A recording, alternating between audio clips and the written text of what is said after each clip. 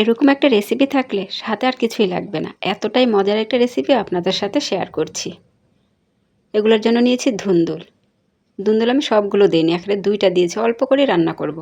আমি ছোট পোনা মাছ দিয়ে রান্না করছি, আপনারা চাইলে যে কোনো মাছ দিয়ে রান্না করতে পারেন। মাছগুলোকে ভালোভাবে ধুয়ে লবণ হলুদ মাখিয়ে ভেজে নিচ্ছি। রান্নার জন্য একটা কড়াই বসিয়ে দিলাম, পরিমাণ মতো তেল দিয়েছি। তারপর পেঁয়াজ কুচি দিয়ে দিলাম। পেঁয়াজটি নরম হয়ে আসলে রসুন বাটা, হলুদের গুঁড়া, মরিচের গুঁড়া, স্বাদ মতো লবণ। আর অন্য কোনো মশলা ব্যবহার করব না, অল্প অল্প মশলা ব্যবহার করেছি। এই প্রচণ্ড গরমে অল্প মশলা রান্নাই খেতে ভালো লাগে। একটু পানি দিয়ে মশলাটা ভালোভাবে কষিয়ে নিচ্ছি। মাছ ভাজার ভিডিও আপনাদের সাথে শেয়ার করে নিই, কারণ অনেক বড় হয়ে যায়, বড় হয়ে গেলে ভিডিওগুলো কেউ দেখতে চায় না। সাথে আলু দিয়েছি ছোট ছোট 2-3টা। এগুলো 2-3 মিনিট কষিয়ে নিব, কারণ ধুন্দুল খুব তাড়াতাড়ি সেদ্ধ হয়ে যায়। আলু একসাথে কষাতে গেলে ধুন্দুল আর পাওয়াই যাবে না। তাই 2-3 মিনিট আলুগুলো কষিয়ে নিলাম, তারপর ধুন্দুলগুলো দিয়ে দিলাম। ধুন্দুলগুলো দেওয়ার পর কিছুক্ষণ কষিয়ে নিব। বাহিরে রকমতের বৃষ্টি পড়ছে, বয়সটার মধ্যে হয়তো শব্দ আসতে পারে আকাশ ডাকার।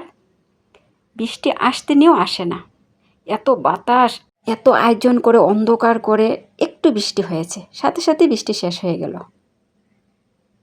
ধুন্দুলগুলো কষানোর পর একটা টমেটো দিয়ে দিলাম, পরিমিত ঝোল দিয়ে ভেজে রাখা মাছগুলো দিয়েছি।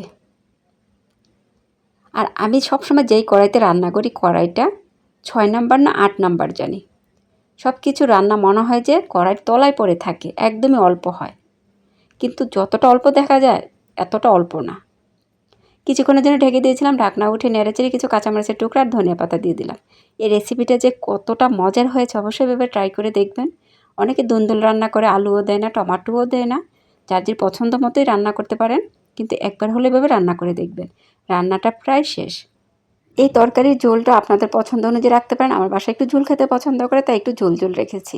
এতক্ষণ ভিডিওটা দেখার জন্য অসংখ্য ধন্যবাদ। আপনাদের মাঝে আমি আবারও চলে আসবো নতুন এক ভিডিও নিয়ে। ততক্ষণ সবাই ভালো থাকবেন। আল্লাহ হাফেজ।